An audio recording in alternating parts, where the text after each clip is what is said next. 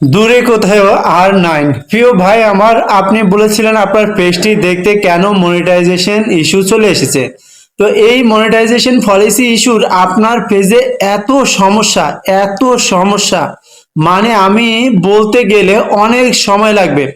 প্রথম কয়েকটি বিষয় বলি। আপনার অ্যাবাউট সেকশনে যে ডেসক্রিপশন বক্সগুলো রয়েছে অ্যাবাউট সেকশনের নিচে, সেখানে আপনাদেরকে আমি দেখিয়ে দিচ্ছি, এখানে টিক মার্ক দিয়ে এখানে আপনার দেওয়ার কথা ওয়েব লিঙ্ক, সেখানে আপনি ওয়েবসাইট লিঙ্ক না দিয়ে আপনি কি করেছেন, আপনার ফেসবুকের একটা লিঙ্ক দিয়েছেন।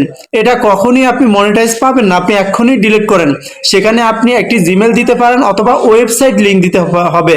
ওয়েবসাইট লিঙ্ক বোঝেন, সেটা হচ্ছে blogger site link. Blogger site লিঙ্কটা আপনি এখানে ব্যবহার করবেন। দ্বিতীয় কথা হচ্ছে, আপনি যে ভিডিওগুলো তৈরি করছেন সম্পূর্ণ লো কোয়ালিটির কন্টেন্ট, এই লো কোয়ালিটির কন্টেন্ট আপনার খুব কঠিন হয়ে যাবে। এখানে আপনি কোয়ালিটিফুল ভিডিও কিভাবে তৈরি করবেন সেই বিষয়ে আমি অবশ্যই একটি ভিডিও নিয়ে আসব, যাতে নর্মাল সেট দিয়ে আপনি ভিডিও করে আপনি হাই কোয়ালিটি করতে পারেন।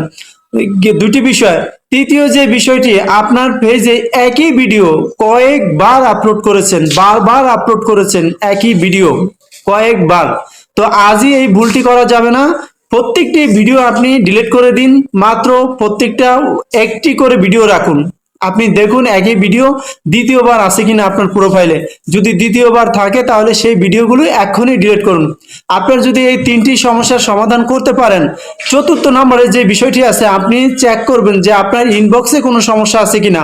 আপনার ইনবক্সে চেক করার যদি সমস্যাগুলো আপনি খুঁজে বের করতে হয়, তাহলে প্রিয় বন্ধু আপনাকে যে কাজটি করতে হবে, আমি আমার যে প্রোফাইল রয়েছে আপনি দেখতে পাচ্ছেন, আমি স্ক্রিনের মাধ্যমে স্পষ্ট আপনাকে দেখিয়ে দিচ্ছি যে এখানে কিভাবে আপনি এই আপনার রিমুভটা করবেন। আপনার যে পলিসি ইস্যুর যে রিমুভটা করবেন, নিজে একটু পুরো ভিডিওটা দেখবেন, সেখানে স্পষ্ট আমি দেখিয়ে দিচ্ছি যে কিভাবে আপনি এই কাজটা সমাধান করবেন।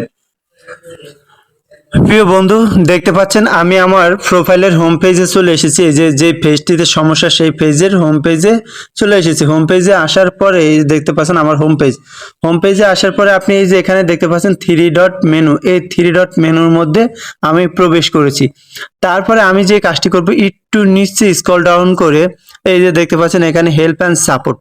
এই হেল্প অ্যান্ড সাপোর্টে আসার পরে আপনারা দেখবেন এই যে সাপোর্ট ইনবক্স, এই সাপোর্ট ইনবক্সে চলে এসেছি।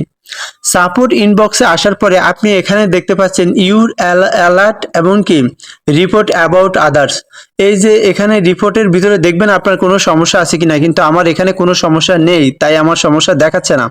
তারপরে আপনি ইউর অ্যালার্টে ঢুকবেন। অ্যালার্টে ঢুকার পরে দেখবেন এখানে কোনো ভায়োলেশন আছে কিনা, কোনো ভায়োলেশন নেই। ভায়োলেশন থাকলে ওটার উপরে চাপ দিলে তারপরে আপনি প্রসেস মতো গেলে এটা ডিলিট হয়ে যাবে, তখনই আপনার সমস্যার সমাধান হয়ে যাবে।